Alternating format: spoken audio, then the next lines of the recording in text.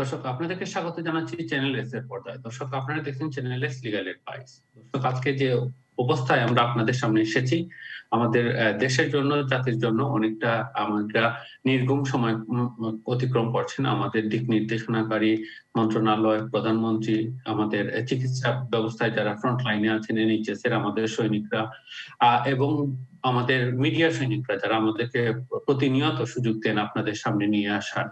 আমরা অত্যন্ত দুঃখ ভারাক্রান্ত হৃদয়ে বলতে হচ্ছে আমাদের মিডিয়া কর্মীরা NHS এর যেরকম আমাদের অগ্রসৈনিকরা যেভাবে এই কোভিড এর দ্বারা আক্রান্ত হয়েছেন, আমাদের মিডিয়ার অনেকেই আক্রান্ত হয়েছেন। লন্ডন বাংলা প্রেস ক্লাবের আমাদের চ্যানেল এস এর প্রডিউসার আহাদ আহমেদ, চ্যানেল এস এর আরেক প্রডিউসার ফারহান মাসুদ খান সহ অনেকেই আক্রান্ত। তারপরেও আমাদের চ্যানেল এস এর বন্ধুরা আমাদেরকে এই সুযোগ করে দিয়েছেন আপনাদের সামনে আইনের আপডেট গুলো আপনাদের সামনে নিয়ে আসার জন্য। আমরা গতকালও দেখেছি, পরশুদিন দেখেছি প্রায় 1600 মানুষ একদিনে মারা গেছেন, যেটা মার্চ থেকে এখনো পর্যন্ত ছিল রেকর্ড। আবার গতকালকে দেখেছি একই রেকর্ডটা ভেঙে প্রায় 1800-এর উপর মানুষ মারা গেছেন গতকালকে। এই নিয়ে আমাদের অবস্থাটা অনেকটা, আমরাও সংকটাপন্ন, আমাদের অনেক সহকর্মীরা, অনেক আইনজীবীরা তাদের পরিবার সহ অনেকভাবে আক্রান্ত হচ্ছেন। তারপরেও আমরা আমাদের নিউ নরমাল হিসাবে, যেটা অনেকেই দেখেছেন যে এটা কতদিন লাগবে, কত সপ্তাহ, কত মাস, এমনকি বছরও লাগতে পারে আমরা পুরোপুরি নরমাল লাইফে চলে যাওয়া পর্যন্ত। So this is new normal. আমরা চ্যালেঞ্জটাকে অ্যাকসেপ্ট করতে হবে এবং we need to keep doing hour wonderful work. দর্শক আমরা স্বাগত জানাচ্ছি আমাদের অত্যন্ত ব্যস্ততার মধ্যে যিনি আমাদেরকে সময় দিচ্ছেন, আমাদের কমিউনিটি অত্যন্ত পরিচিত মুখ solicitor and barrister Nadir Ahmed. Nadir ভাই, আপনাকে স্বাগত জানাচ্ছি চ্যানেল এস এর পর্দায়। আসসালামু আলাইকুম ওয়া রাহমাতুল্লাহি ওয়া বারাকাতুহু। আপনাকে অশেষ ধন্যবাদ মাহাদি সাহেব। আপনার মাধ্যমে চ্যানেলের সম্মানিত দর্শক মন্ডলী যারা, তাদেরকে ধন্যবাদ জানাচ্ছি। আপনি ঠিকই বলেছেন যে আমরা আসলে খুবই ডিফিকাল্ট সময় পার করছি আর কি, আনপ্রেসিডেন্টেড। আপনি দেখেন ছোট্ট একটা আইল্যান্ডের মতো দেশ এই ইউকেতে একদিনে 1600-র উপরে 1800-র উপরে মানুষ দুনিয়া থেকে চলে যাচ্ছে। এটা আনপ্রেসিডেন্টেড। সিভিল টাইমে এটা কল্পনাই করা যায় না, এমন অবস্থা। তো এই সময়ে আমরা সবার একে অন্যের জন্য সহযোগিতার হাত বাড়িয়ে দেওয়া দরকার এবং তার পাশাপাশি যতটুকু সম্ভব আমরা স্বাস্থ্যবিধি মেনে চলবো। আর এই মুহূর্তে আমরা রাজনৈতিক মতপার্থক্য ভুলে গিয়ে আমরা অন্যের কল্যাণে এগিয়ে আসবো এবং যে আইন আছে, যে বিধি আছে, যে রুল আছে, আমরা অক্ষরে অক্ষরে পালন করার চেষ্টা করব। তাতে নিজে সেফ হবেন এবং কে প্রোটেক্ট করবেন, সেফ রাখবেন। ধন্যবাদ নাজির ভাই। আমি শতভাগ একমত আপনার সাথে যে এই মুহূর্তে আমরা যে অবস্থার মধ্যে আছি, সেকেন্ড ওয়ার্ল্ড ওয়ারের পরে ইউনাইটেড কিংডম এত বড় চ্যালেঞ্জ কখনো ফেস করে নাই, এত বেশি মানুষ একদিনে কখনো মরে নাই। তো এটা আমাদের জন্য একটা অনেক বড় চ্যালেঞ্জ এবং সংখ্যার দিক দিয়ে মাহাদি সাহেব সবচেয়ে হাইয়েস্ট। আপনি মনে করেন যুক্তরাষ্ট্রে সংখ্যার দিক দিয়ে অনেক বেশি আমাদের চেয়ে, কিন্তু তাদের জনসংখ্যা কিন্তু আমাদের চেয়ে বেশ কয়েক গুণ বেশি, যার কারণে ছোট্ট দেশ হিসাবে মাত্র 68 মিলিয়ন পপুলেশনের পার্সেন্টেজ ওয়াইজ অনেক হাই ফিগার, অনেক হাই ফিগার। হ্যাঁ,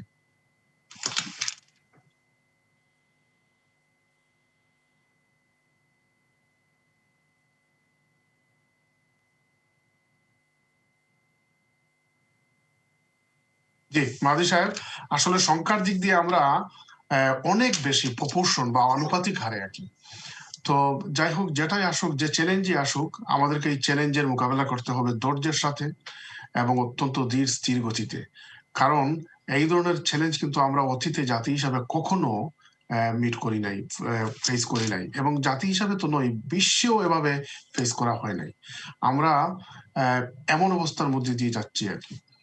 এরপরে আমাদের অনেক আত্মীয় স্বজন, অনেক পরিচিত, কমিউনিটিতে মিটিং এ, বিভিন্ন অকেশনে, সামাজিক অনুষ্ঠানে আমরা যাদের সাথে দেখা হতো, গল্প করতাম, কথা বলতাম, তারা আস্তে আস্তে চলে গেছেন, অনেকে চলে গেছেন। এবং প্রতিদিন আমরা সোশ্যাল মিডিয়া খুললে আমরা দেখতে পাই আমাদের পরিচিত মুখ দুনিয়া থেকে চলে গেছেন। তো আমাদের সবাইকে খুবই ধৈর্যের সাথে পরিস্থিতি মোকাবেলা করতে হবে। ধন্যবাদ নাজির ভাই। আসলে এখন ধৈর্যটা খুব জরুরি, আমরা যাতে ইমপেশেন্ট না হই। অনেকে আমি শুনেছি যে NHS এর স্টাফদের সাথে ফোন করে রুড বিহেভ করেন, বা অনেক ক্ষেত্রেই পারিবারিক প্রেশারের কারণে অনেক সময় ইমপেশেন্ট হয়ে যান। আসলে আমাদের সবার ক্ষেত্রে আমরা যেভাবেই এফেক্টেড হই না কেন আমাদের ধৈর্যটা, আমাদের সংযমটা দেখানো এখন খুবই বেশি জরুরি। এবং এর ফাঁকে দিয়ে মাহাদি সাহেব, যারা ইতিমধ্যে দুনিয়া থেকে চলে গেছেন তাদের আত্মার মাগফিরাত কামনা করছি এবং তাদেরকে আল্লাহ পাক যেন জান্নাতের সর্বোচ্চ স্থান দান করেন। আর যারা করোনা আক্রান্ত হয়ে কষ্ট পাচ্ছেন, আমরা তাদের কুইক এবং স্পিডি রিকভারি আশা করছি এবং দোয়া করছি। বিশেষ করে আমাদের চ্যানেলের প্রডিউসার, সিনিয়র প্রডিউসার আহাদ আহমদ এবং ফারহান মাসুদ খান সহ আর যারা আমাদের পরিচিত অসুস্থ আছেন, তারা যেন অতি সত্বর তড়িৎ গতিতে পূর্ণ সুস্থ হয়ে আমাদের মধ্যে ফিরে আসেন, সেই দোয়া রইল। আমিন। আর নাজির ভাই, আমরা যখন করোনা নিয়ে কথা বলছি, ঠিক তখনই আমাদের মতো অনেক আমাদের কমিউনিটিতে বিভিন্ন আইনি আপডেট নিয়ে অপেক্ষায় থাকেন। দিনের পর দিন, সপ্তাহে একবার আমাদের কাছ থেকে শুনবেন যে লিগ্যাল আপডেট গুলাকে আমাদের ব্ল্যাক এথনিক মাইনরিটিদের মধ্যে যে অনেকগুলো ডিসিশন আছে সিনিয়র লেভেল থেকে, policy making point of view থেকে তাদেরকে বিভিন্ন ভাবে এফেক্ট করে। আপনি আমাদের দর্শকদের জন্য আজকে কি আপডেট নিয়ে এসেছেন? আমরা এত কঠিন অবস্থার মধ্যেও আমরা আপডেট দেব এবং প্রতি সপ্তাহে আমরা আপডেট দিয়ে যাচ্ছি। তো লেটেস্ট যেটা আপডেটটা হচ্ছে যে অ্যাসাইলামের ব্যাপারে আপনারা জানেন যে নর্মালি অ্যাসাইলাম ক্লেম করার পরে সাথে সাথে কাজের পারমিশন দেয়া হতো না। নর্মালি 1 বছর পরে যদি তারা সিদ্ধান্ত দিতে না পারতো, তখন পারমিশন টু ওয়ার্কের জন্য অ্যাপ্লাই করা যেত বা চাইলে পরে দিত আর কি। কিন্তু উচ্চ আদালত থেকে একটা আপডেট আসছে এবং এই আপডেটের আলোকে যারা এখন অ্যাসাইলাম ক্লেম করছেন, এআরসি কার্ডের সাথে তাদেরকে কাজের অনুমতি দেয়া হচ্ছে। তো এটা একটা ভালো দিক এবং এটা একটা মানবিক দিক এবং সর্বোচ্চ আদালতকে আমরা ধন্যবাদ জানাচ্ছি, উচ্চ আদালতকে। তার পাশাপাশি হোম অফিসকে আমরা ধন্যবাদ জানাচ্ছি, যাতে করে যারা এখন অ্যাসাইলাম ক্লেম করবেন তাদেরকে এআরসি কার্ডের মাধ্যমে তারা কাজের অনুমতি পাবেন, কাজের পারমিশন পাবেন। সেটা ভালো একটা ডেভেলপমেন্ট এবং যারা অ্যাসাইলাম করবেন বা করেছেন তাদের এটা জানা দরকার। ধন্যবাদ নাজির ভাই। নাজির ভাই, আরো একটা ব্যাপারে আপনার একটু ওপিনিয়ন চাচ্ছি, উইলের ব্যাপারে। আমাদের কমিউনিটিতে আমরা জেনারেলি দেখি উইল করার প্রবণতাটা খুব কম, এবং এই প্যান্ডেমিক সিচুয়েশনে যখন পিপুল অফ এনি এজ, আগে যেটা এলডারলি পিপুলের বেশি এফেক্ট করা হতো, এখন দেখা যায় ইনক্লুডিং দ্য ইয়াং পিপুল অনেকেই ভেরি ব্যাডলি এফেক্টেড হচ্ছেন। আপনি উইলের ব্যাপারে আমাদের কমিউনিটিতে কি রকম অ্যাডভাইস দিবেন যে উইল কতটা জরুরি? মানে এবং ইসলামিক্যালিও একটা হাদিস আছে যে কোনো মুসলিম যদি তার মিনিমাম মেসেজ যদি থাকে যে একদিনও ওয়াসিয়া না করে, মানে যাতে মৃত্যু না হয়। এক্স্যাক্টলি উইলের গুরুত্ব অত্যন্ত বেশি, বিশেষ করে এই করোনা প্যান্ডেমিকের সময় এই গুরুত্বের কথা তো নতুন করে বলার কোনো কারণ নাই। উইল ছাড়া অনেকে এই দুনিয়া থেকে চলে যাচ্ছেন, যার ফলে তাদের প্রপার্টি, তাদের অ্যাসেটের ব্যাপারে অনেক সমস্যা হয়ে যাচ্ছে। কিভাবে অ্যাসেটটা কে পাবে, কিভাবে পাবে, ওইটা না থাকার কারণে তখন ওই যে এই দেশের বিদ্যমান আইনে তার আত্মীয় স্বজন অনেক বঞ্চিত হবে বা অনেকে হয়তো পাবেন না, অথবা সরকার নিয়ে নিবে একটা নির্দিষ্ট পোর্শনের পর। এজন্য যারা জীবিত আছেন, যারা ভালো অবস্থায় আছেন, তাদেরকে অবশ্যই উইল করে তাদের প্রপার্টিটা তারা যেভাবে চান সেভাবে ইয়ে করা দরকার। ধন্যবাদ নাজির ভাই। দর্শক, উইলের ব্যাপারটা আমাদের কমিউনিটিতে আসলে কিছুটা অসচেতনতা আমরা দেখি, অ্যাওয়ারনেস এর কিছুটা অভাব আছে।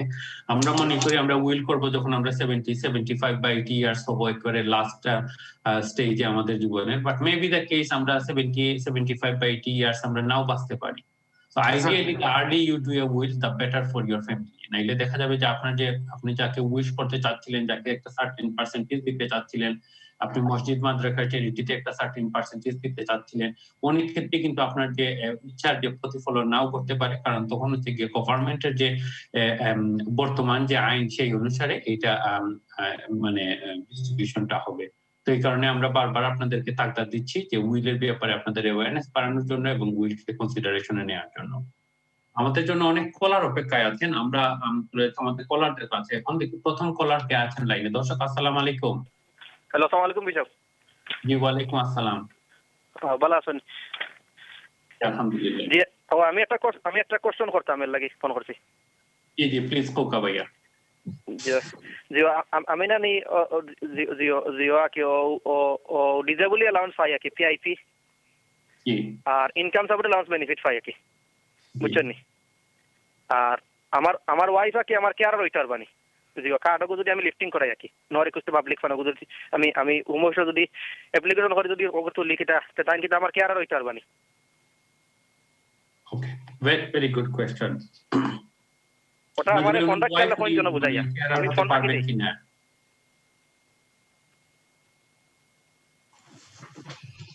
জি মাদি সাহেব আপনি কি শুনতে পাচ্ছেন নাজিব ভাই আমি আমার একটু শুনতে একটু সমস্যা হচ্ছিল আমাকে যদি জাস্ট কুইকলি ব্রিফ নাজিব ভাই উনার প্রশ্নটা হচ্ছে উনি পিআইপি অ্যালাউন্স যেটা ডিসেবিলিটি অ্যালাউন্স উনি পান উনার প্রশ্নটা হচ্ছে উনার ওয়াইফ যদি উনি নন রিকোর্স টু পাবলিক ফান্ডটা যদি তুলেন তাহলে উনার ওয়াইফ কি উনার কেয়ারার হতে পারবেন কিনা হ্যাঁ যদি মনে করেন পাবলিক ফান্ড রেস্ট্রিকশনের কারণে উনি কিন্তু কোনো বেনিফিট নিতে পারবেন না এবং উনি নিলে পরে যখন এক্সটেনশন করবেন বা ইনডেফিনিট লিভের জন্য আবেদন করবেন তাতে এফেক্ট করবে কিন্তু no recourse to public fund কন্ডিশনটা যদি লিফট করা হয়ে যায় তখন তিনি পাবলিক ফান্ড নিতে পারবেন বেনিফিট নিতে পারবেন তবে সেক্ষেত্রে ওই যে 5 ইয়ার্স পরে যেটা ইনডেফিনিট লিভ পাওয়ার কথা ওইটা হয়তো উনি পাবেন না উনার ইনডেফিনিট লিভ পেতে দীর্ঘদিন লাগতে পারে তাকে 10 ইয়ার্স রুটে হয়তো পেলে দিতে পারে ধন্যবাদ নাজিব ভাই আমরা চলে যাচ্ছি আমাদের পরবর্তী কলারের কাছে কলার আসসালামু আলাইকুম হ্যালো আসসালামু আলাইকুম জি ওয়ালাইকুম আসসালাম আমি মোহাম্মদ দিলুর হোসেন বলতেছি আমার একটা বারিস্টার সাথে একটা জিনিস জানা ছিল তো আমরা বিশেষ করে আমরা আমার জিনিসটা যেটা জানার দরকার এখন আমরা ইটালি থেকে আসছি 2016 আসার পরে আমার ওয়াইফ উনি হচ্ছেন ইউরোপিয়ান সিটিজেনশিপ মানে ওনার ইটালিয়ান পাসপোর্ট আছে আর আমার হচ্ছে বাংলাদেশের পাসপোর্ট এখানে আসার পরে আমাকে ওরা বায়োমেট্রিক একটা রেসিডেন্ট কার্ড দিচ্ছে দেওয়ার পরে এটা শুনেছি যে 2020 দিস ইয়ারের এই জুনের পরে এটা আর কার্যকর নয় এখন আমরা প্রে সেটেলমেন্ট অ্যাপ্লাই করার পরে প্রে সেটেলমেন্ট স্ট্যাটাস আমরা পেয়েছি এখন তো এই যে প্রে সেটেলমেন্ট কাগজ এটা তো কোনো কার্ড নাই কোনো আইডি ফটোশপ কোনো আইডি নেই এখন তো অন্য কোথাও যেতে হলে হয়তো কোনো প্রবলেমের সৃষ্টি হবে কি না আর এখন আমি কি নতুন কোনো রেসিডেন্ট কার্ডের জন্য আলাদা অ্যাপ্লাই করতে হবে আর আরেকটা প্রশ্ন হচ্ছে আমি যদি এখন এই যে যেহেতু 2021 এর জুন পর্যন্ত এটা দিয়ে আমি চলাফেরা করতে পারবো আমি যদি এখন দেশের বাইরে যাই হয়তো মার্চ এপ্রিলে আমার কি কোনো সমস্যা হবে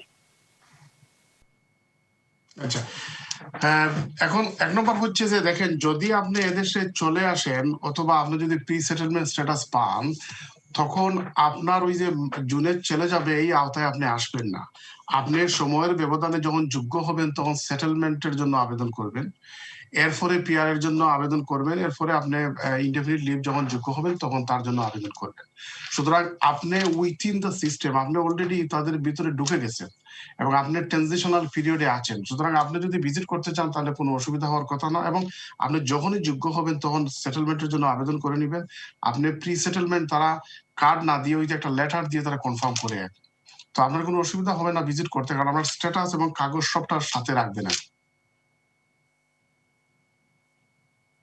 ধন্যবাদ নাজিব ভাই আমরা চলে যাচ্ছি আমাদের পরবর্তী কলারের কাছে কলার আসসালামু আলাইকুম আসসালামু আলাইকুম জি ওয়ালাইকুম আসসালাম ভাই আমার একটা প্রশ্ন বাইশটাবার গেছে আমার বাচ্চার 7 ইয়ারের রুলে আমি একটা অ্যাপ্লিকেশন করলাম ফ্যামিলি আমার আমরা 5 জন 2 বাচ্চা আর আমি মনে করো আমার ওয়াইফ আমরা অ্যাপ্লিকেশন করছি ভাইয়াতে অ্যাপ্লিকেশন অনলাইনে করা বাদে আমরা আর ডকুমেন্টও নিল না ফিঙ্গারপ্রিন্টও নেয় নাই 3.5 মাসের উপরে হয়ে গেছে তখন আমরা কিটা করা যায় বা কিটা করতাম হইব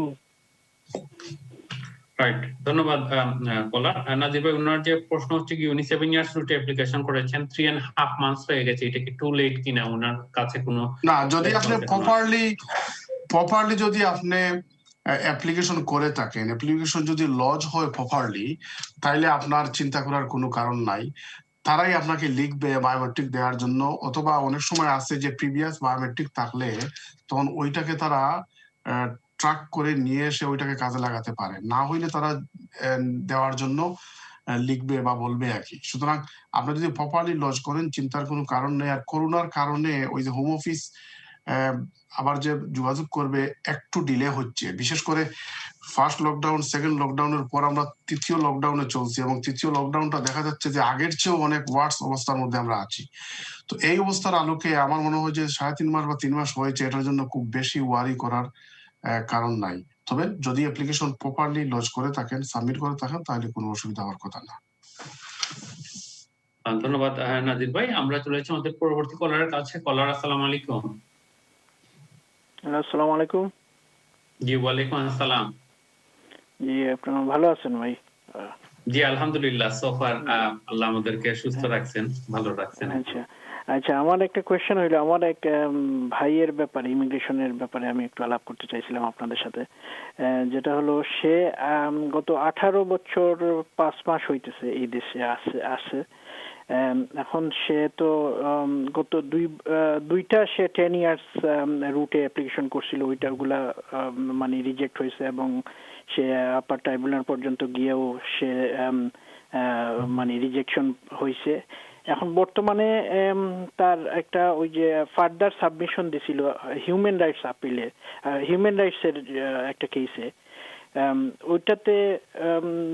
ওইটাতেও রিজেক্ট হওয়ার পরে ওর সলিসিটার জুডিশিয়াল রিভিউ জন্য করছিলেন, প্রিঅ্যাকশন পাঠাইছেন, প্রিঅ্যাকশন তারা রিফিউজ করছে, তারপরে জুডিশিয়াল রিভিউ সাবমিট করছে।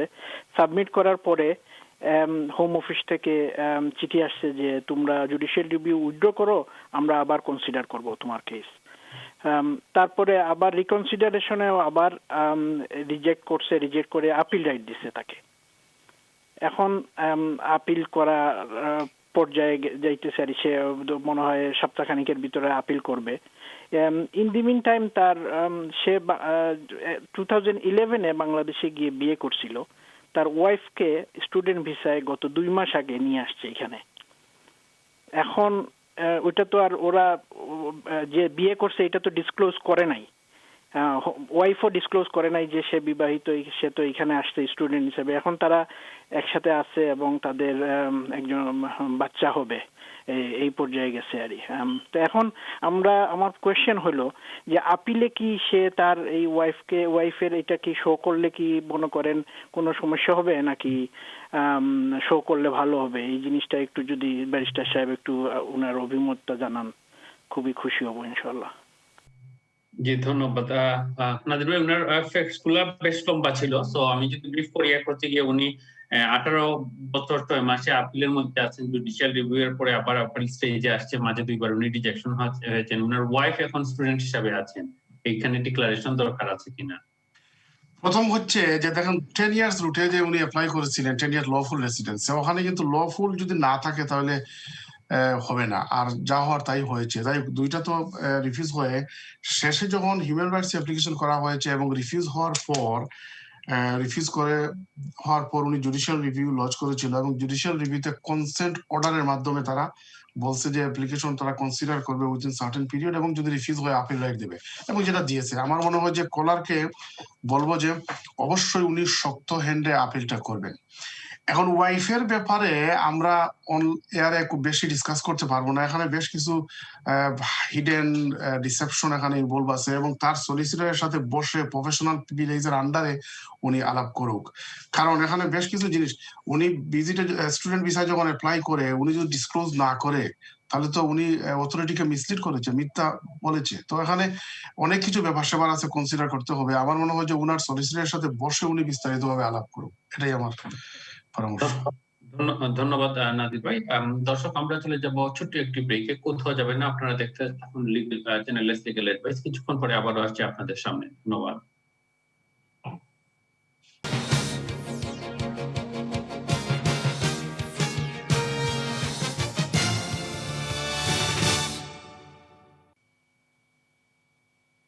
দর্শক, ব্রেকের পরে আবার আপনাদেরকে স্বাগত জানাচ্ছি চ্যানেল এস এর পর্দায়। যথারীতি আপনাদের সাথে আছে আমি সলিসিটর দেওয়ান মেহদি। দর্শক, ব্রেকের আগে আমরা বেশ কিছু ইম্পর্টেন্ট আপডেট নিয়ে আপনাদের সাথে আলোচনা করেছিলাম, আপনাদের অনেকগুলো প্রশ্ন নিয়েছি। আমরা লাস্ট কোয়েশ্চনটার উপর আরেকটু টাচ করবো, কারণ আমরা অনেকগুলো কোয়েশ্চন অনেক সময় পাই অন ইয়ারে, যেগুলা আমাদের অনেক রেস্ট্রিকশন থাকে, অনেক রেগুলেশন আমাদের ফলো করতে হয়। অফকমের অনেকগুলো রেগুলেশন থাকে, being a legal representative. Channels এর জন্য ঠিক একই রকম অনেকটা বাধ্যবাধকতা থাকে। আমরা অনেক সময় আপনাদের আনসার গুলা টেকনিক্যালি দিতে হয়। এবং সবচেয়ে বড় ইম্পর্টেন্ট যে পয়েন্ট আমি আপনাদের সামনে তুলে ধরতে চাই, আমাদের কমিউনিটিতে একটা জেনারেল টেন্ডেন্সি থাকে আমরা কোনো কিছু হলেই জুডিশিয়াল রিভিউ আমরা মানে রুট আমরা ফলো করতে চাই। জুডিশিয়াল রিভিউটা এটা কোনো মানে অর্ডিনারি টুল না, এটা একটা এক্সট্রাঅর্ডিনারি পাওয়ারফুল টুল। সব ক্ষেত্রে সব সলিসিটাররা বা সব লিগ্যাল রিপ্রেজেন্টেটিভরাও এটা ইউজ করাটা অনেক সময় মানে হিতে বিপরীত হয়ে যায়। এটা মানে হাইকোর্ট লেভেলের মানে এরকম স্ট্রং মেরিট যদি না থাকে তাইলে আপনি কোর্টের টাইম এবং মানি দুইটাই আপনি অপচয় করেন, এবং অনেক ক্ষেত্রে এটা জাজদেরকে এনয় করে। নাজির ভাই, আপনি যদি এই ব্যাপারে আমাদের দর্শকদের উদ্দেশ্যে কিছু বলেন। না, খুবই সুন্দর একটা পয়েন্ট এনেছেন মাহাদি সাহেব। জুডিশিয়াল রিভিউ নর্মাল কোনো আপিল নাই, এটা খুবই হাইলি সফিস্টিকেটেড এরিয়া। এজন্য যে আমার অ্যাপ্লিকেশন হচ্ছে না অথবা দেশে যাব না, সময় বাইং এর জন্য মেরিটলেস কেসকে জুডিশিয়াল রিভিউর আন্ডারে নিয়ে আসা মোটেও ঠিক না এবং করা ঠিক না জুডিশিয়াল রিভিউ। কারণ জুডিশিয়াল রিভিউ কিন্তু নর্মাল ফার্স্ট ইয়ার ট্রাইব্যুনালের জাজরা কিন্তু ইমিগ্রেশনে তারা দেখেন না। এখানে প্রায় হাইকোর্ট লেভেলের জাজ, আপার ট্রাইব্যুনালের জাজ, যারা হাইকোর্ট লেভেলের জাজ তারাই দেখেন, এবং খুবই লিমিটেড 3টা গ্রাউন্ডে জুডিশিয়াল রিভিউ লজ করা যায়, এবং এটার পাওয়ারটা ওইটা অরিজিনাল জুরিসডিকশন যেটা বলে আর কি। এজন্য একবারে লাস্ট রিসোর্ট হিসাবে জুডিশিয়াল রিভিউ লজ করা যেতে পারে, এবং তাও লিমিটেড গ্রাউন্ডস এর ভিত্তিতে মেরিট থাকতে হবে। যদি কোনো কেসের কোনো মেরিট না থাকে উইদাউট এনি ফাউন্ডেশন, তাহলে কিন্তু শুধুমাত্র যে লজ করবেন তাকে যেমন কস্ট অর্ডার দেওয়া হবে, যিনি লজ করবেন তারও বিরুদ্ধে অনেক ব্যবস্থা নেওয়া যেতে পারে বা নিতে পারে আপার ট্রাইব্যুনাল। এজন্য ইমিগ্রেশন লতে কোনো মেরিট ছাড়া জুডিশিয়াল রিভিউ লজ না করার জন্য আমরা আহ্বান জানাবো, অ্যাডভাইস করব। এবং টাইম বাইং এর জন্য কিছুদিন থাকার জন্য আর কোনো উপায় নেই, ঠিক আছে আমারটা পেলে রাখি, এই ধরনের অবস্থার জন্য judicial review is not a right approach. Judicial review হতে হবে মেরিটের ভিত্তিতে, এবং সেখানে মেরিট থাকলে পরে আপনি চ্যালেঞ্জ করবেন, কারণ এতে অনেক রিসোর্স খরচ হয়, হায়ার জুডিশিয়ারির বা উচ্চ আদালতের অনেক সময় নষ্ট হয়, রিসোর্স নষ্ট হয়। তো যিনি হারবেন অপর পক্ষের কষ্ট বিয়ার করতে হবে। যেমন জুডিশিয়াল রিভিউতে আপনি গেলেন, আপনি হারলেন, তার মানে হোম অফিসের কস্ট আপনি বিয়ার করতে হবে ইমিগ্রেশন জুডিশিয়াল রিভিউতে। ঠিক অনুরূপ ভাবে যদি আপনি জিতেন তাহলে আপনি হোম অফিস থেকে আপনি কস্ট রিকভার করতে পারেন।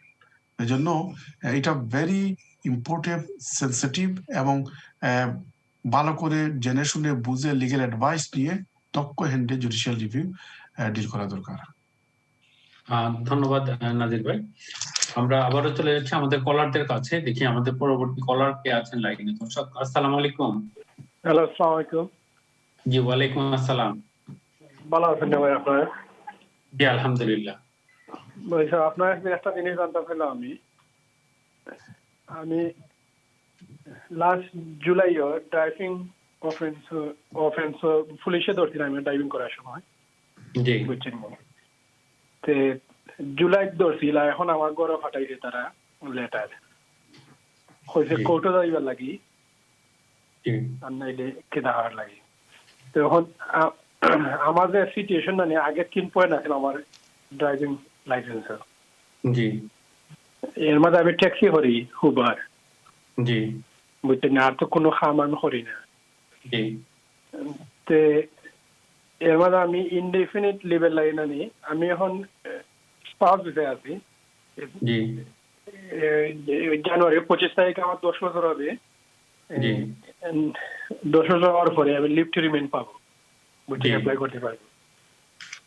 তে আমার কোয়েশন হচ্ছে, আমার কি ন্যাচারালাইজেশনে কোনো প্রবলেম হবে? আমার তো ড্রাইভিং অফেন্সে পয়েন্ট আসে বা কোনো কিছু হয়। আপনি এখানে মাঝে কিছু জিনিস আপনি ক্লিয়ার করে না, আপনার অফেন্সটা কি রকম? এটা কি মানে স্পিডিং না অন্য কিছু না? ইনফ্লুয়েন্স স্পিডিং, আমি গাড়ি ওভারটেক করে আসলাম, জি স্পিড 20 এর মাঝে আমার 42 আছে স্পিড। ওকে, সে ওভার স্পিডিং, ওকে 20 এর মধ্যে আপনি 42 দিয়ে ইয়া করে। এখন দুইটা জিনিস কেন, এক নম্বর হইলো কি একটা ইমিগ্রেশনের সাইড, আর একটা হইলো কি আপনি কোর্টের যে অর্ডার আইছে জুলাই 4 থেকে, ইটস কোয়াইট অবভিয়াস, কারণ কোভিড এর কারণে অল মানে প্রসেস সকল এখন মানে compare to the normal time এখন অনেক বেশি টাইম লাগে। তো নরমালি এরকম লেটার গুলা মানে 8 to 12 উইকস এর মাঝে আইও, বাট এখন কোভিড এর সময় ইগো স্বাভাবিকভাবে নরমাল টাইম থেকে একটু বেশি টাইম রাখে।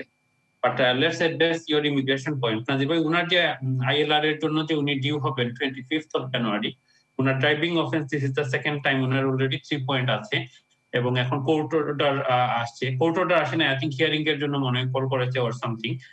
উনার ইমিগ্রেশন অ্যাপ্লিকেশনে এটার ইমপ্যাক্ট কি পড়তে পারে? খুবই সুন্দর মাদি সাহেব আপনি বলেছেন যে এখানে দুইটা কম্পোনেন্ট, একটা হচ্ছে ইমিগ্রেশন লাইনের আর একটা হচ্ছে ক্রিমিনাল লাইনের। তো যদি উনি মনে করেন যে উনি এই অপরাধে অপরাধী নয়, তাহলে অবশ্যই চ্যালেঞ্জ করবেন এবং সেখানে গিয়ে নো গিলটি প্লিড করবেন। আর যদি মনে করেন যে তারা যে জন্য তাকে ধরছে এবং আসলে তিনি অপরাধী, তাহলে কোর্টের রিসোর্স নষ্ট করে নো গিলটি না করে বরং ওই যখন ডেট দিয়েছে ওখানে গিয়ে গিলটি প্লিড করে উনার যদি মিটিগেশন থাকে তাহলে মিটিগেশন দেবেন।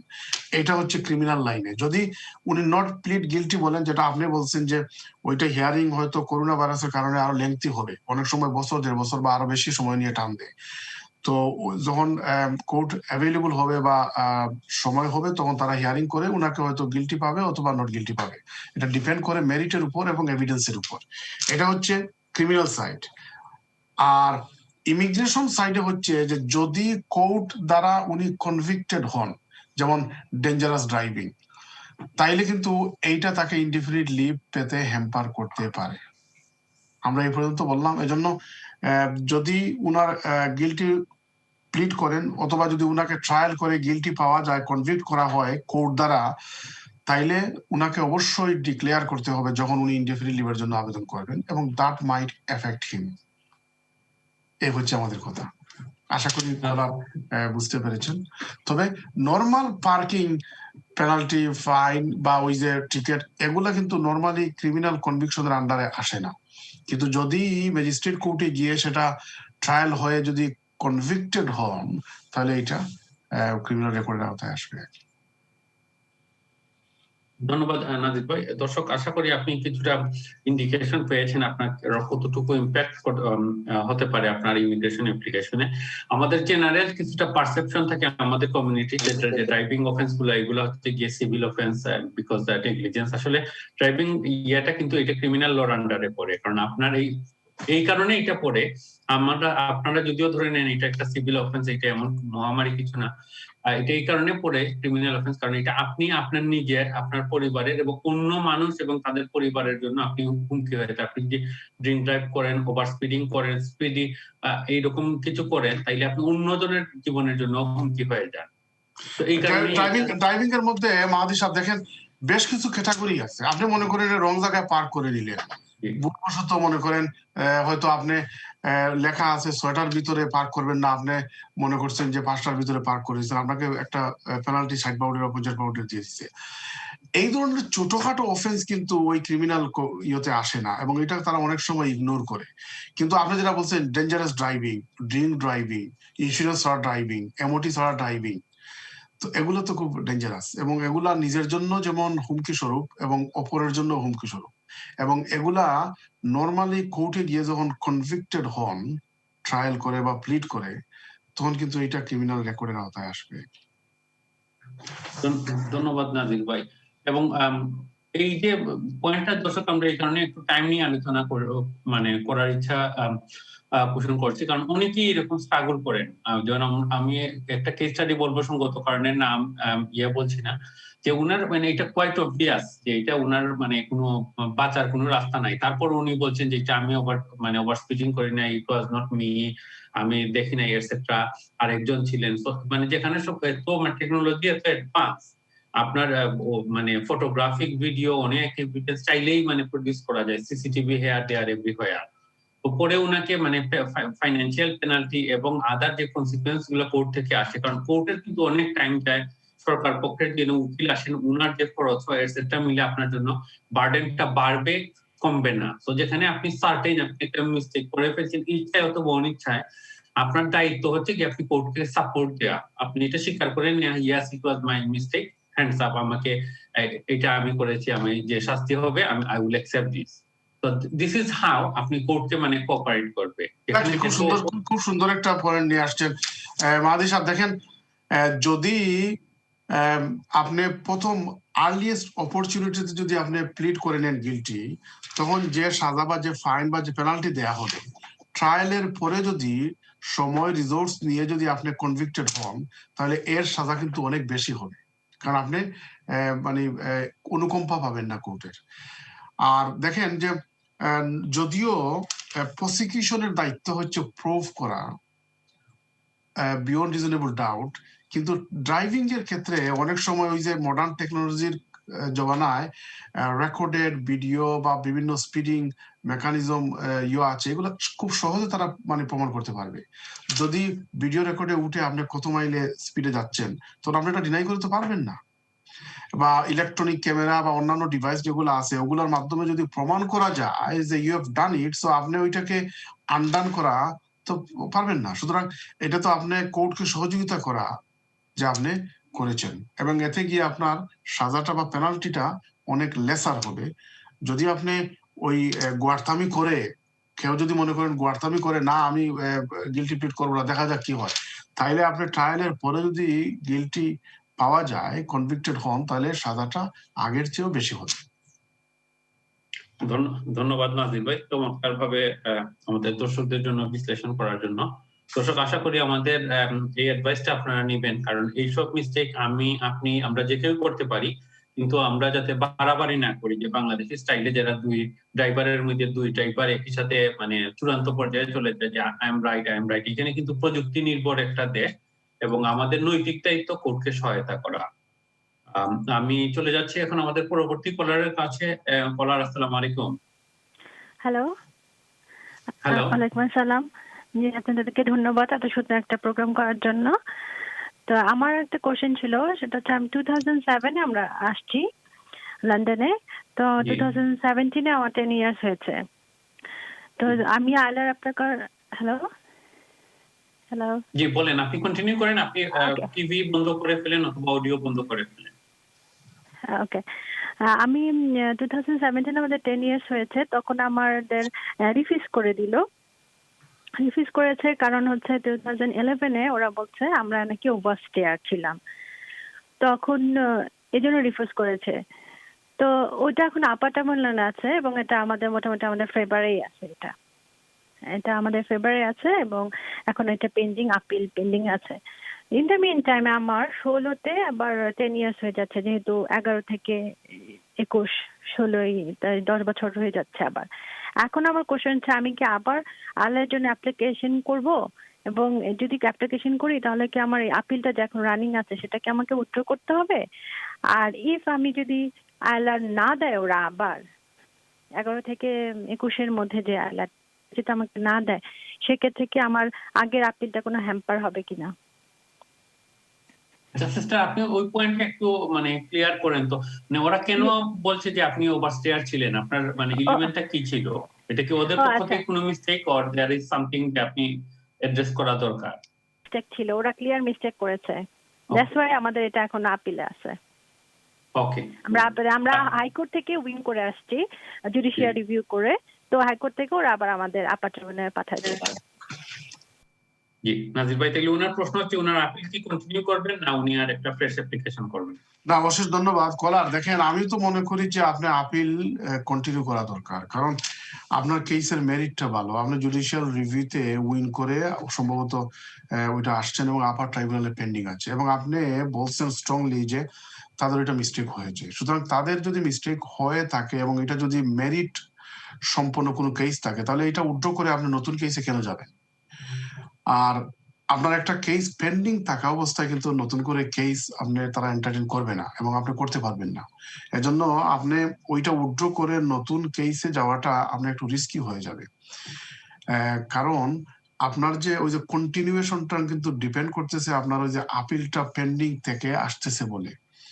সুতরাং এখানে আরো কিছু ভেবে চিন্তা করে সিদ্ধান্ত নেওয়া দরকার, এবং একজন আইনজীবীর সাথে সরাসরি বসে ডকুমেন্টস দেখে আমরা সিদ্ধান্ত নেন যদি উইথড্র করতে চান, উইথড্র করে ফ্রেশ অ্যাপ্লাই করতে চান।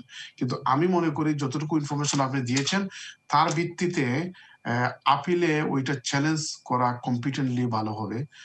আর আরেকটা মনে রাখবেন যে যদি 10 ইয়ার্স লফুল রেসিডেন্সের আওতায় কিন্তু প্রত্যেককে তার নিজস্ব ইয়েতে ফুলফিল করতে হবে। হাজবেন্ড হলে ওয়াইফ বা ওয়াইফ হলে হাজবেন্ডকে কভার করবে না, প্রত্যেকে তার নিজ নিজ অবস্থায় তারা 10 ইয়ার্স রিকোয়ারমেন্ট ফুলফিল করতে হবে।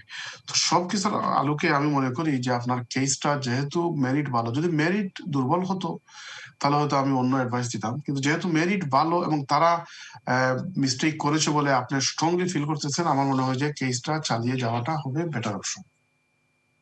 আপনাকে ধন্যবাদ নাজির ভাই।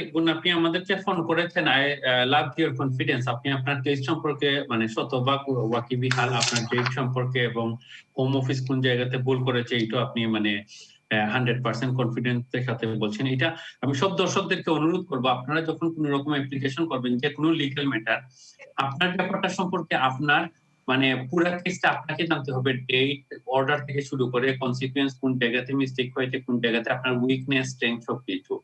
আমরা অনেক সময় blindly home office, land registry, HMRC এরকম গভর্নমেন্ট অর্গানাইজেশন গুলোর উপর বসে থাকি।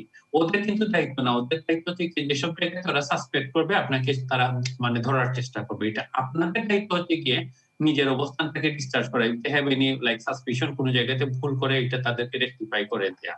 বা সলিসিটারদের উপর আমরা ডিপেন্ড করি, হুইচ ইজ গুড, বাট আপনাকে আপনার কেসটা আপনার সলিসিটারের থেকেও বেশি জানতে হবে, কারণ আপনার ফ্যাক্ট গুলো শুধু আপনি জানেন, সলিসিটার জানবেন আপনার ফ্যামিলিতে কি প্রবলেম, আপনার সলিসিটার জানবেন আপনি কবে আসছেন, কখন মানে কোনো ব্রেক ছিল কিনা আপনার ইমিগ্রেশন হিস্ট্রিতে, কারণ solicitor they are dealing with another 200-300 cases. So আপনাকে লিড নিতে হবে আপনার কেসে, এবং you need to assist your solicitor and you need to fight with other organisation.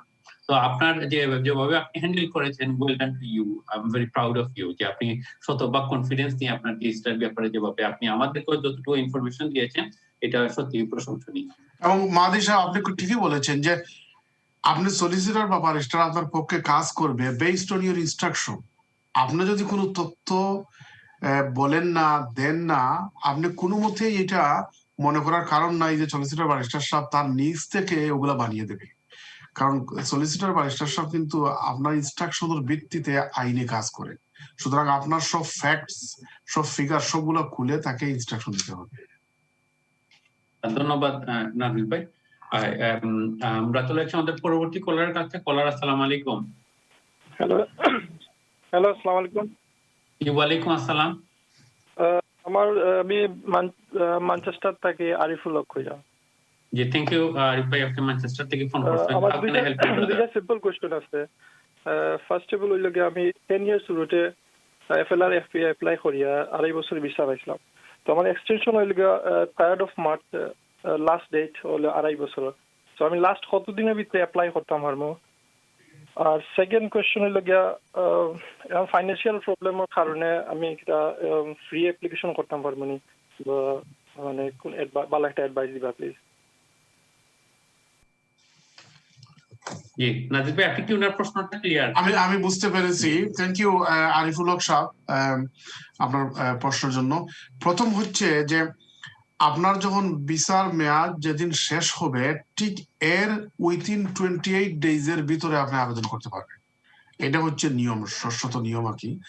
মনে করেন ফর এক্সাম্পল জুনের 22 তারিখ আপনার ভিসার মেয়াদ যাবে, তার মানে হচ্ছে মের 20 তারিখ পরে আপনি যে কোনো দিন অ্যাপ্লাই করতে পারবেন within 28 days of your visa being run out.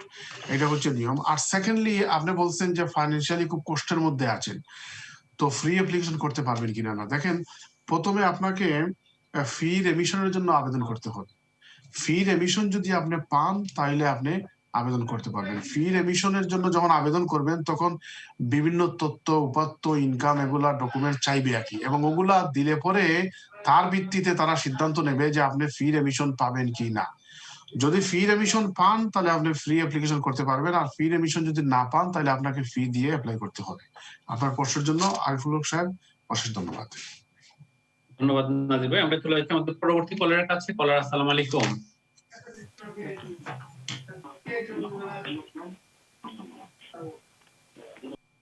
Hello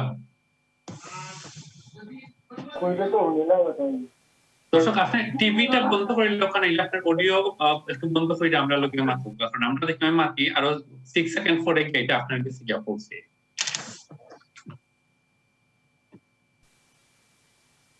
hello, আসসালামু আলাইকুম। জি ওয়ালাইকুম আসসালাম।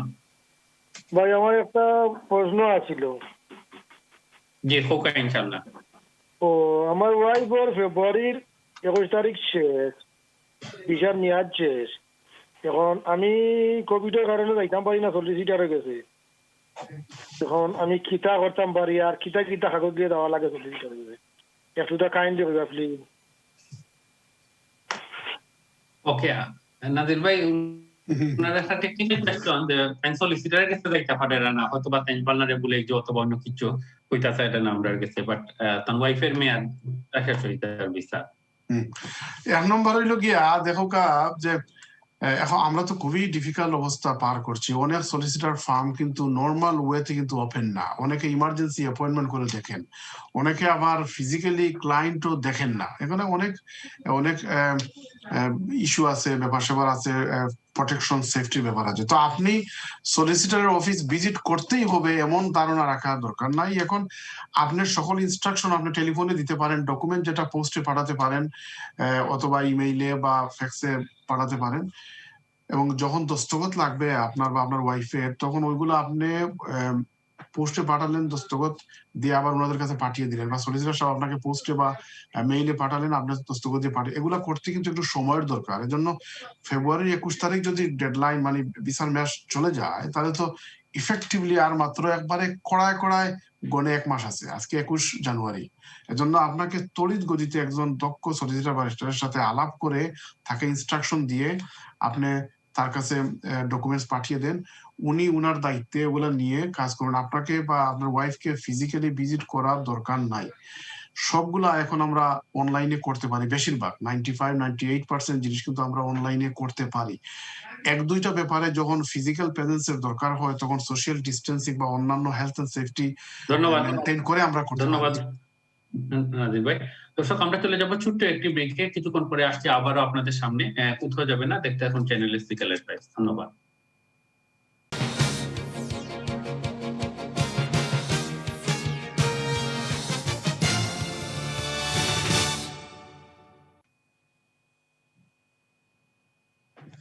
দর্শক আবারও আপনাদেরকে স্বাগত জানাচ্ছি ব্রেকের পরে চ্যানেল এর পর্দায়। দর্শক আমরা ব্রেকের আগে কিছু প্রশ্ন নিয়েছিলাম, আমরা সেই প্রশ্নটা আরেকটু আপনাদের সাথে একটু ডিটেইল আলোচনা করব, কারণ অনেকেই আমরা বিভিন্নভাবে এফেক্টেড হচ্ছি কোভিড এর কারণে। অনেক দর্শকদের কাছ থেকে অনেকের কাছ থেকে আমরা যে ফোনগুলা পাচ্ছি যে সলিসিটার কে পাওয়া যাচ্ছে না বা সলিসিটার অফিসে যেতে চাচ্ছি, সলিসিটার অফিস বন্ধ, আইনি কিছু ডেডলাইন আছে, ডেডলাইন গুলা কিভাবে শেয়ার করবেন, আপনার অ্যাচিভ করবেন। তো বাস্তবতা হচ্ছে গিয়ে কোনো অফিস কিন্তু এখন টেকনিক্যালি খোলার কোনো নিয়ম নাই, এবং গভর্নমেন্টের পক্ষ থেকে এনকারেজ করা হচ্ছে ঘর থেকে কাজ করার জন্য। অন্য এক্সেপশনাল কেসে যেগুলা আপনি কোনোভাবেই ঘর থেকে করা সম্ভব না সেগুলা আপনি অফিসে যেতে পারবেন। আর সলিসিটার অফিসে যাওয়া কিন্তু আপনাদের জন্য রিস্কি, কারণ আমাদের কাছে হচ্ছে গিয়ে different classes of people, different ages of পিপলের মানে আসা যাওয়া। তো একজন যদি ভালনারেবল হন ওনার কাছ থেকে কিন্তু আরো অনেকের কাছে এটা ছড়িয়ে ছিটিয়ে যেতে পারে। তো এই কারণে আমাদেরকে অনেকটা সাবধানী হতে হয়। বাট এটা নিয়ে এতটা মানে প্রেশার ফিল করার কোনো কারণ নাই, কারণ এখানে অনেকগুলো অল্টারনেটিভ আছে যে আপনি এখন ইলেকট্রনিক্যালি আমরা অনেক জিনিস অ্যাচিভ করতে পারি। নাজির ভাই, আপনি যদি অপশন গুলা নিয়ে একটু ডিসকাস করেন যে কিভাবে কোন ডেডলাইন থাকলে বা কিভাবে সলিসিটারের সাথে even without face to face appointment, zoom বা অল্টারনেটিভ মেথডে কিভাবে মানে এটা হ্যান্ডেল করা যায় আর কি। প্রথম হচ্ছে মাহাদি সাহেব, দেখেন যে করোনার কারণে আমরা কিন্তু we have entered into a new এরা।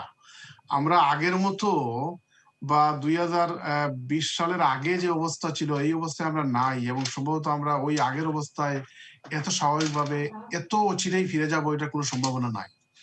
এজন্য আমাদেরকে ওইটা অ্যাডপ্ট করতে হবে। নাম্বার 1 হচ্ছে আপনার যদি কোনো আইনি সহযোগিতা লাগে ওয়েল ইন অ্যাডভান্স আপনি মুভ করবেন। সলিসিটার ব্যারিস্টারকে আপনি সময় থাকতে, আগে যেখানে 2 সপ্তাহ 4 সপ্তাহ আগে দিতেন এখন 2 মাস 3 মাস আগে দেবেন, তখন আপনি সময় পাবেন করেসপন্ডেন্সের জন্য। 2 নম্বর হচ্ছে যে জরুরি কোনো ব্যাপার ছাড়া দেখা করার কোনো দরকার নাই। আনফরচুনেটলি আমি এমনও কিছু ক্লায়েন্ট পাই যে ব্যারিস্টার সাহেব একটু দেখা করিয়া একটু মারতাম শান্তি পাইমু না, এখন আপনি দেখা করিয়া শান্তি পাওয়ার লাগি দেখা করিয়া মাতার কোনো দরকার নাই, আপনার কাজটা হওয়া দরকার। তো এই জিনিসটা বোঝা দরকার প্রত্যেকের। 3 নম্বর হচ্ছে যে alternative method of communication, email বলেন, এরপরে হোয়াটসঅ্যাপ বলেন, বা ওই যে আইক্লাউড বলেন, জুম বলেন, এগুলোর মাধ্যমে আপনি ভিডিও কনফারেন্স বা মিটিং এর আয়োজন করবেন।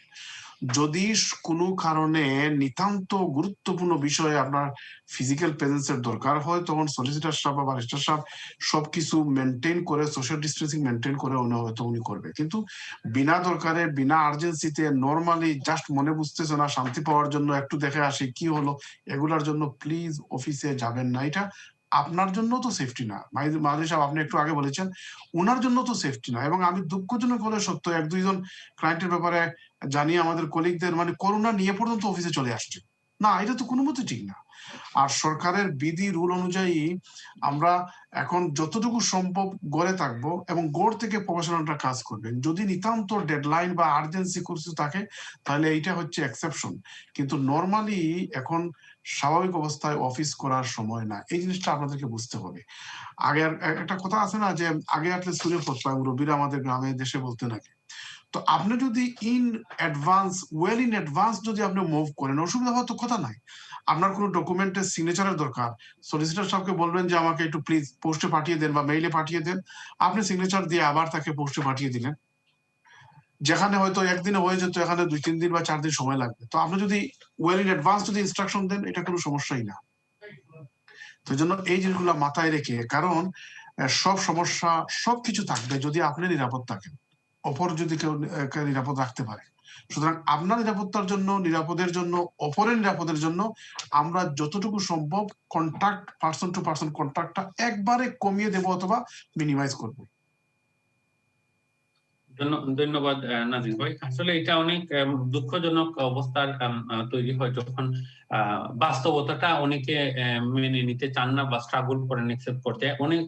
অনেকটাই কিন্তু এইভাবে আক্রান্ত হচ্ছেন। আমরা এরকম জানি যে ফ্যামিলি মেম্বার কোভিড, তারা কোয়ারেন্টাইনে থাকবেন, এই অবস্থার মধ্যে তারা টেক দ্য চ্যালেঞ্জে দেখি কি হয়, গিয়ে পরে জানা যায় ওনারা কোভিড হয়ে গেছে। এটা আপনি মানে সবার ক্ষেত্রে, এবং এটা কিন্তু আপনি মানে আপনাকে পেনালাইজ করা হতে পারে মানে সিগনিফিকেন্টলি, কারণ আপনি ক্লিয়ারলি এবং ইন্টেনশনালি ও রেকলেসলি আপনি আইনটা ভঙ্গ করছেন, যেটা এটা ন্যাশনালি মানে প্রতিটা নিউজ পেপারে, প্রতিটা টিভিতে, সব জায়গা থেকে আপনাকে সাফিসিয়েন্ট গাইডেন্স দেওয়া হচ্ছে।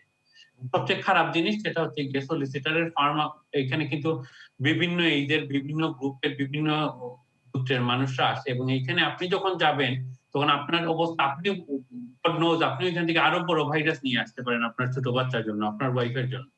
তো এই কারণে জুম যেখানে আছে, আপনি যেখানে অ্যাডভাইসটা টেলিফোনে নিতে পারেন, যেখানে ইমেল দিয়ে চাইলেই নেওয়া যায়, হোয়াটসঅ্যাপে কল করা যায়, এটা তো অল্টারনেটিভ থাকার পরে আমাদের যে ট্রেডিশনাল কনভেনশন, যে আমি হোয়াইট টেবল গেছিলাম উঠে সলিসিটরের অফিসও, ইট ওয়াজ ফাইন বিফোর, বাট এখনের এই সিচুয়েশনটা এরকম না। এটা আপনার জন্য, আপনার ফ্যামিলির জন্য আপনাকে সবচেয়ে বেশি আইন মানতে হবে। এক্স্যাক্টলি। এবং দরকার ছাড়া মুঠেও ভিজিট করবেন না, কোনো শপে না, কোনো দোকানে না, কোনো আড্ডা দেওয়াতে যাবেই না, এবং কোনো সলিসিটর ফার্মে যাওয়া যাবে না।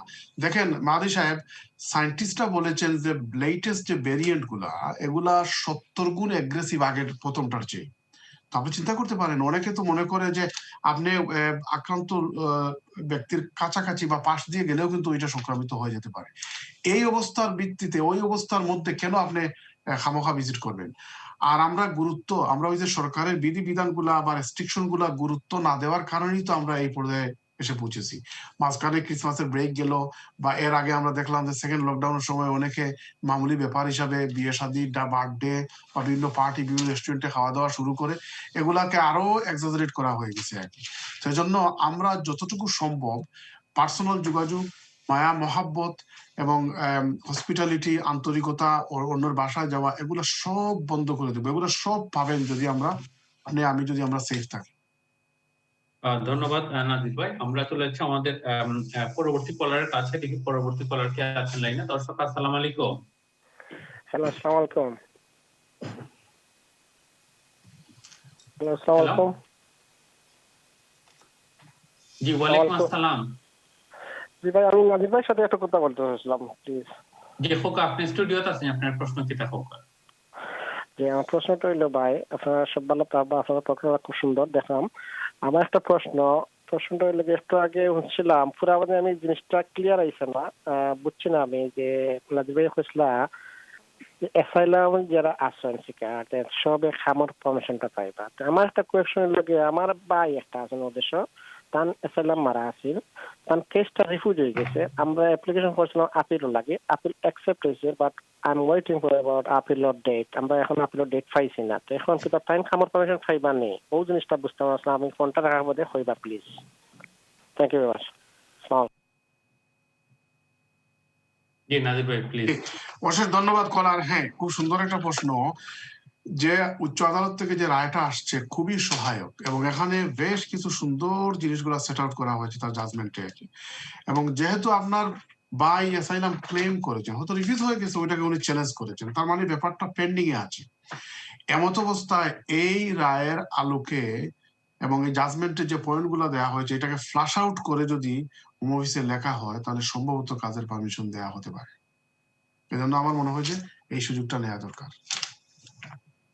ধন্যবাদ নাজির ভাই। আমরা চলে যাচ্ছি পরবর্তী কলারের কাছে। কলার, আসসালামু আলাইকুম। হ্যালো, আসসালামু আলাইকুম। জি ওয়ালাইকুম আসসালাম। ভাই আমার একটা প্রশ্ন আছিল। আমি আমার ফ্যামিলির ইয়ে করতাম, বিটিসি জিনিস অ্যাপ্লাই করতাম। গতকালকে সিরিমনির লাগি লেটার পাইছি, কিন্তু এখন হেরা যে নাম্বার দিছে সিরিমনি রেজিস্টার করার লাগে, এই নাম্বারে ফোন করলে তারা ফোন নাম্বার একটা ননে এক্সিট। এখন ওয়েবসাইটও গিয়া মানে সিরিমনি রেজিস্টারের লাগে দিয়ে করলে তখন মানে রেফারেন্স নাম্বার নাম আর রেফারেন্স নাম্বার দিলে তখন লেখা your record can not be retrieved, please make sure you enter the correct name and whom of his reference. এখন আমি মানে কিভাবে মানে সিরিমনির লাগে অ্যাপয়েন্টমেন্ট নিতাম পারি আমার কইবানি? খুব সুন্দর একটা প্রশ্ন করছেন দর্শক, আপনাদের থ্যাংক ইউ। অনেকগুলো লোকাল অথরিটির রকম বা অনেক অর্গানাইজেশন আছে আইটির যে ডেটাবেস বা টেকনিক্যাল কিছু চ্যালেঞ্জ থাকে, স্যার এটা quite obvious, but let's discuss আপনার অল্টারনেটিভ ইয়াগুলা কিটা। নাজির ভাই, যে সিরিমোনিয়াল ইয়াগুলা তো টেকনিক্যালি কোনো ডেডলাইন নাই যে আপনার ইমিডিয়েটলি করা লাগবে বা অতদিনের মধ্যে করা লাগবে বা মাস না করলে এক্সপায়ার হয়ে যাব। না, এক্স্যাক্টলি, এটা কোনো মানে ইমিডিয়েট করতে হবে, এটা কোনো নট নেসেসারি। আর করোনা ভাইরাসের কারণে অনেক জটিলতা বা ডিফিকাল্টিজ আমরা ফেস করতেছি বিভিন্ন ভাবে, এবং আস্তে আস্তে এগুলা কিন্তু অ্যাডপ্ট করা হচ্ছে। আপনি দেখেন মাহাদি সাহেব, মার্চে যখন লকডাউন শুরু হলো, তখন মার্চ এপ্রিলে অনেক কিছু আমরা জানি না, সবাই কিন্তু হতভম্ব হয়ে গেছিলাম। কিন্তু আস্তে আস্তে বিভিন্ন মেকানিজম বের হচ্ছে মিটিং এর জন্য বা বিভিন্ন কাজের জন্য, তো এগুলা মেথড বের হবে, এবং এটা বিভিন্ন লোকাল অথরিটি বেরি করে আর কি। তো উনাকে চেষ্টা করতে হবে তার নিজস্ব লোকাল অথরিটিতে বুকিং এর জন্য চেষ্টা করা। হয়তো এমনও হতে পারে যে টেম্পোরারি আইটি সিস্টেমটা ব্যাকডাউনও হয়ে যেতে পারে, এভাবে হয়, বিভিন্ন কাউন্সিলে হয়। এটা আবার খুব সুন বা তড়িৎ গতিতে ওইটা রিপেয়ার করে আবার ব্যাক টু নর্মাল নিয়ে আসা হয়। তো ওনাকে চেষ্টা করতে হবে, যদি কোনো কারণে না পারেন তাহলে ওই লোকাল অথরিটির কনসার্ন ডিপার্টমেন্টের ইমেল সংগ্রহ করে তাকে ইমেল করতে হবে যে this is the problem I have been facing. তো তারা হয়তো সহযোগিতা করবে। তো ওইটা চেষ্টা করতে হবে, বা একটু ওয়াইট করলে, কারণ এখন তো আসলে খুবই কঠিন অবস্থার মধ্য দিয়ে আমরা পার হচ্ছি আর কি। এখন অনেকে জানে না কি হতে যাচ্ছে। ওই যে আমরা প্রোগ্রামের বিগিনিং এ বললাম যে গতকালকে 1820 জন লোক ইউকেতে মারা গেছেন, এর আগের দিন 1610 জন, কিন্তু এখনো আমরা বলতে পারতেছি না এটাকে কোথায় গিয়ে থামবে, এই অবস্থার মধ্যে আমরা আছি। তো আপনি যদি না পান তাহলে হতাশ হওয়ার কোনো কারণ নেই কলার, আপনি ধৈর্য ধরে চেষ্টা করেন, কিছুদিন পরে আবার চেষ্টা করতে পারেন। মাহাদি সাহেব, যেটা আপনি বলেছেন যে এটা কোনো পার্টিকুলার বা স্পেসিফিক কোনো ডেডলাইন নাই যে এটার ভিতরে না করলে আপনাকে পেনালাইজ করা হবে। ধন্যবাদ নাজির ভাই। দর্শক, আমরা যেটা কইতাম স্যার আপনার আগে যে কিছু কিছু জিনিস আপনার প্রায়োরিটি দেওয়া লাগবে, আর কিছু কিছু জিনিস আপনার প্রায়োরিটি লিস্ট থেকে হরানি লাগবে। এখন যে সিচুয়েশন, আমি কয়েকটা রেজিস্ট্রি অফিসের লোকে মাইছি, তারা ওরকমও কইছে যে আমরা আগে 6 জন স্টাফ আছিল, এখন একজনে কাম করে না, কারণ অনেক আছে কোভিড এ ডাইরেক্ট এফেক্টেড, কেউ ফ্যামিলির কারণে কোয়ারেন্টাইনও আগে দেখানো, তারা বেশি মানুষ অ্যাকোমোডেট করতে পারতো, তারা এনাফ বুকিং নেন না। সো দিস ইজ মানে এটা রিয়েলিটি হয়ে গেছে আর কি। এখন আমরা যে স্মুথ সার্ভিস আমরা এক্সপেক্টেড লেভেলে আমরা পাইতাম না, এগুলো আমরা মাইনে নেওয়া লাগবে সাইকোলজিতে। আর আপনার যে এগুলার ক্ষেত্রে যেহেতু কোনো ডেডলাইন নাই, আপনি ইমিডিয়েট আপনার লাগবে যাওয়া মানে সেফ না আর কি। আর ম্যাক্সিমাম লোকাল অথরিটি এখন ভার্চুয়াল সিরিমনি করে, তো ভার্চুয়াল সেরিমনি যে টেকনিক্যাল যে চ্যালেঞ্জ গুলা থাকে অনেক সময় ওভারকাম করা যায় না, অনেক সময় আসলে ট্রেনিং যা সেট করে দেখা যায় এই নিয়ে পরে সাপোর্ট করে গেছে কোভিড এর আক্রান্ত হয়ে গেছে। তো এগুলো অ্যাকসেপ্ট করে আপনি ইমেইল একটা দিয়ে রাখবা তার লগে আপনি রেসপন্স পাই ওগো করবা, নাইলে আপনার সেফটি আপনার ফ্যামিলির লাগে বাঁচাইয়া রাখবা, দরকার হলে আরো 1 মাস পরে যা করবা দেখবা সিচুয়েশন কিরকম যায়। But thank you very much আপনাদের কল করবেন, আমরা একটা অপরচুনিটি আমরা অন্যান্য দর্শকের ব্যাপারে সতর্ক করে দেওয়ার। আমরা চলে যাচ্ছি আমাদের পরবর্তী কলারের কাছে। কলার আসসালামু আলাইকুম। হ্যালো জি আসসালামু আলাইকুম। হ্যালো ওয়ালাইকুম সালাম। আসসালামু আলাইকুম ভাই সাহেব। জি ওয়ালাইকুম আসসালাম। একটা জিনিস জানতাম চাইলাম আমি, ও রেস্টুরেন্টে যে ওয়ার পারমিট বার হয়েছে এটা কত ওয়াইজেস দেখাই লাগবো, কিচেন তাকে শেফ তান্দুরি শেফ বা কোন জাতের মানুষ আনা যায় ওখানটা জানতাম চাইলাম, আর লাইসেন্স হিলা বাকর হইন ওখানটা জানতাম চাইলাম, আর দেশ থেকে যে আইব এর কিতা কিতা লাগবো ওখানটা জানতাম চাইলাম, বুঝছেন নি? আমার কোয়েকশন হইলো লাস্টেরটা হইলো গাড়ি আপনার বাংলাদেশে যে আইটা তার কিতা শিক্ষাগত যোগ্যতা লাগবো বা IELTS লাগবো। অযোগ্যতা কি দেখো, খুব সুন্দর, আপনি খুব সুন্দর প্রশ্ন করছেন। আমরা এখানে 3টা ভাগে ডিসকাশন আজকে করা যায় এবং আপনি আরো বলতে লাগে উপকার হইবে। এখন বললে কি আপনি খারা খারা এগুলো কি অ্যাপ্লাই করতে পারবেন, এমপ্লয়ারের পয়েন্ট অফ ভিউ থেকে তারা কিতা কিতা লাগবো, আর দুই হইলো কি অ্যাপ্লিকেন্টের পক্ষ থেকে কিতা কিতা লাগবো। অ্যাপ্লিকেন্টের পক্ষ থেকে হইলো গিয়া ভেরি স্ট্রেট ফরওয়ার্ড, আগের যে একাডেমিক যে ব্যারিয়ার গুলো এগুলো আর নাই, আপনি গ্রাজুয়েট মাস্টার্স এরকম আগে যে কোনো রকম রিকোয়ারমেন্ট নাই, আপনি আইএলটিএস যদি 4.5 পাই তাইলে আপনি মানে করতে পারেন। আপনার যে রিলেভেন্ট জবের লাগে এই বাবুর আপনার স্কিল থাকা লাগবে। আর এমপ্লয়ারের পক্ষ থেকে আমরা একটু ডিসকাস করে কি খারা খারা মানে এগুলো লাগে মানে স্পন্সরড লাইসেন্স হইতে পারবে বা কোন কোন জবের আনা যাইবো। নাজির ভাই এটা খুব কমন কোয়েশ্চন, আপনি যে মানে ফ্রিকুয়েন্টলি আস্ক কোয়েশ্চনের মধ্যে আমাদের এটা পড়ে। গত 3-4 মাস ধরে আমরা সবচেয়ে বেশি এই প্রশ্নটা ডিল করি এবং প্রতিবারই আমরা স্পষ্টভাবে আনসার দিচ্ছি যাতে আমাদের দর্শকরা কোনো প্রতারকের পাল্লায় যাতে গিয়ে না পড়ে। আপনি যদি একটু ব্রিফলি বলেন যে কারা কারা প্রথম কথা হচ্ছে স্পন্সরড হতে পারবেন, আর নাম্বার 2 হচ্ছে কোন কোন ক্যাটাগরিতে মানুষ আনা যাবে। অশেষ ধন্যবাদ মাদি সাহেব। আমরা ছোট্ট পরিসরে তো আর বিস্তারিত আলাপ করতে পারবো না, আর প্রোগ্রামের আমরা শেষ পর্যায়ে লাস্ট সেগমেন্টে চলে আসছি। তারপরে সংক্ষিপ্তভাবে আমি যেটা বলবো যে আমরা অনেক কোয়ারিজ পাই, সম্ভবত আপনিও পাবেন। 1 নম্বর হচ্ছে যে সরাসরি কোনো ব্যক্তি ওয়ার্ক পারমিটে আসার জন্য আবেদন করতে পারবে না। প্রথমে এমপ্লয়ারকে হোম অফিস থেকে লাইসেন্স আনতে হবে। এমপ্লয়ার লাইসেন্স আনার পরে এমপ্লয়ার অ্যাপ্লাই করবেন ওই এমপ্লয়ির জন্য। সুতরাং আগে যেটা ছিল এক সময় 20-25 বছর আগে যে সরাসরি অ্যাপ্লাই করতে পারতেন এবং এমপ্লয়ার চাইলেও তাকে করতেন না, এখন এমপ্লয়ারকে প্রথমে তার বিজনেসের জন্য হোম অফিস থেকে লাইসেন্স আনতে হবে। লাইসেন্স পেলে পরে ব্যক্তিকে নিয়ে আসবেন, নাম্বার 1। নাম্বার 2 হচ্ছে আপনি ঠিকই বলেছেন যে আগে বেশ কিছু কঠিন রিকোয়ারমেন্ট ছিল যে আসবে, কিন্তু ওই রিকোয়ারমেন্ট না হলেও যেমন মনে করেন 4.5 বা B1 লেভেল বা B2 লেভেল, যেটা এটা কিন্তু অনেকটা মানে উপরের লেভেল। তো আপনি যাকে নিয়ে আসবেন তাকে প্রথমে IELTS পরীক্ষাটা দিয়ে দেওয়াবেন। আপনি এমপ্লয়ার হয়তো খুঁজলেন বা পাইলেন বা এমপ্লয়ার লাইসেন্স নিল, এরপরে যখন উনি অ্যাপ্লাই করবে IELTS দিয়ে দেখা গেল যে উনি 3 বা 2 পায়, তাহলে তো উনি পারবেন না। তো অত কষ্ট করে রেডি করেও তো আপনি যে লোককে নিয়ে আসবেন তাকে পারবেন না। সুতরাং সে IELTS পরীক্ষা দিয়ে তার ইংলিশের লেভেলটা আপনি যাচাই করতে পারেন ইমিডিয়েটলি যখন আপনি অন্যান্য জিনিসগুলো আপনি এক্সপ্লোর করবেন। আর পরবর্তী ব্যাপারটা হচ্ছে যে আগে একটা ছিল যে রেসিডেন্স লেবার টেস্ট, ওইটা ফুলফিল করতে হতো।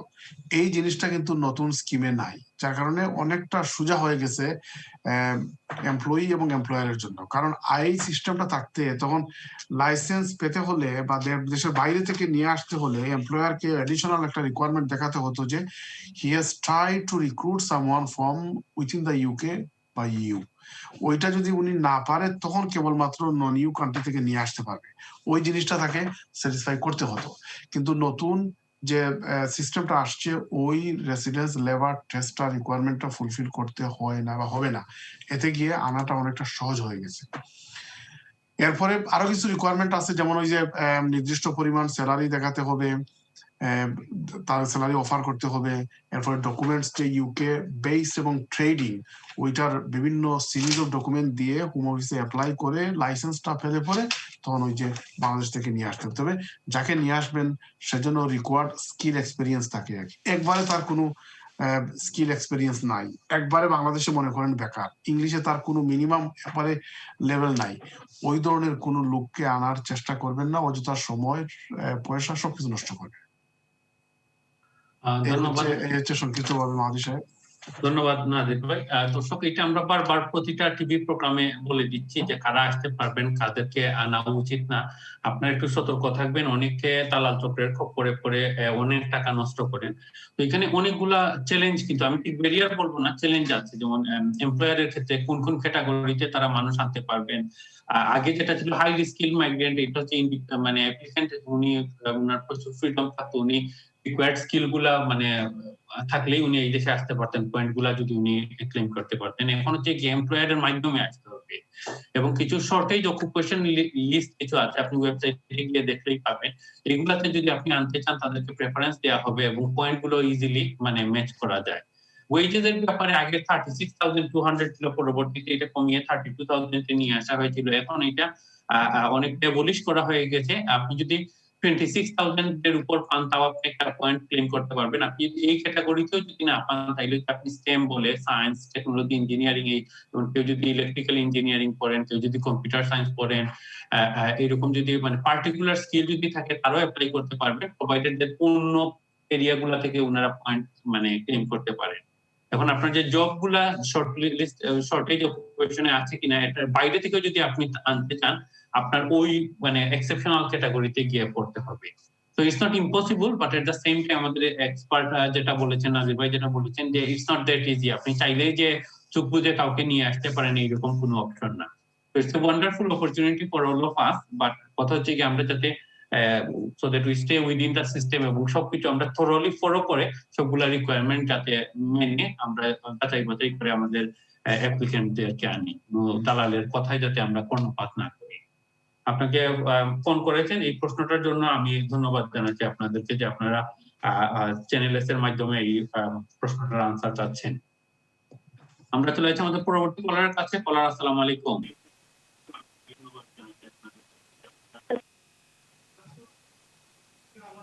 হ্যালো, আসসালামু আলাইকুম ভাই। জি, ওয়ালাইকুম আসসালাম।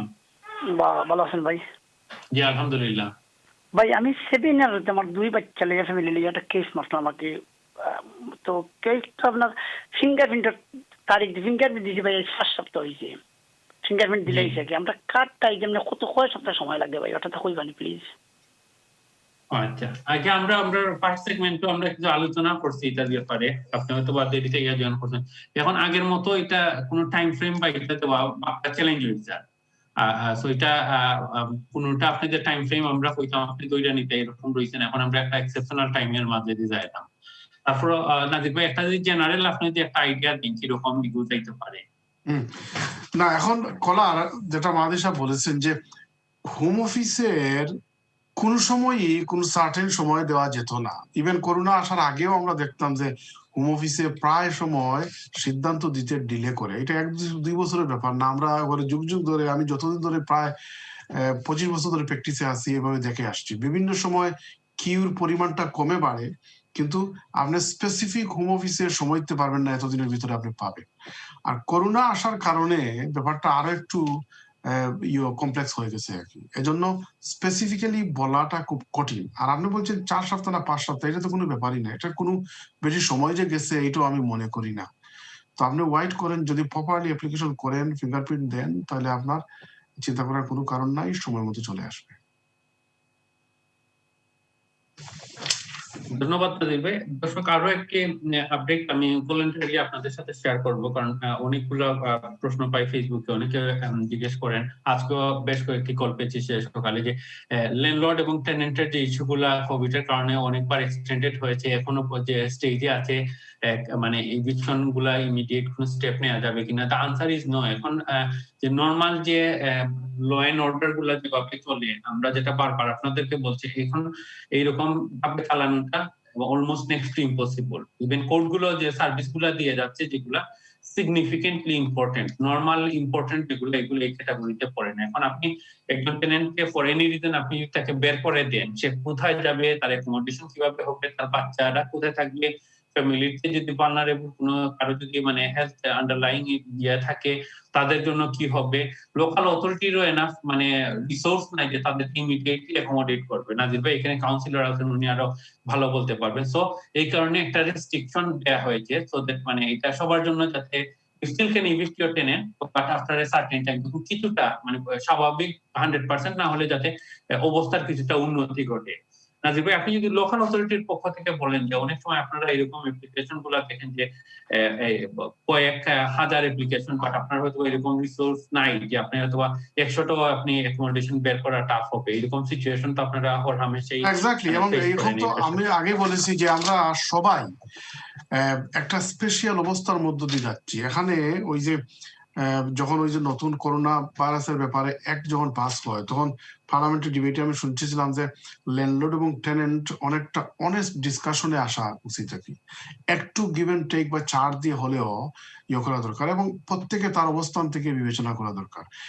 কোড গুলা কিন্তু এখন ফুলি ব্যাকলগড, নর্মালি কিন্তু ফাংশন করতেছে না। আপনাকে একটা উদাহরণ দিই মাহাদি সাহেব, গত 2 সপ্তাহ আগে আমার পরিচিত একজন একটা ক্রিমিনাল ব্যাপার, উনি ক্রাউন কোর্টে গিয়ে নট প্লিড গিলটি বলার পর ওনার পরবর্তী হিয়ারিং এর ডেট দিছে 2022 সালের সেপ্টেম্বরে। তো আপনি চিন্তা করতে পারেন যে অ্যামাউন্ট অফ ডিলে বা মানে এজন্য কোন ল্যান্ডলর্ড যে খুব কুইক বা ইজিলি তার টেনেন্টকে বের করে দেবেন এই অবস্থা এখন নাই এবং এখন চলছে না। আর লোকাল অথরিটিরও তো সীমাবদ্ধতা, এখানে সম্পদের তো আনলিমিটেড অবস্থা নাই, আনলিমিটেশন তো নাই, লিমিটেড আছে। লোকাল অথরিটি রিসোর্সেস এর অভাব আছে, গভর্নমেন্টও সেন্ট্রাল গভর্নমেন্টও বিভিন্ন প্রণোদনা বা প্যাকেজ দিয়ে তাদেরও তো মানে একবার আনলিমিটেড তো রিসোর্স নাই।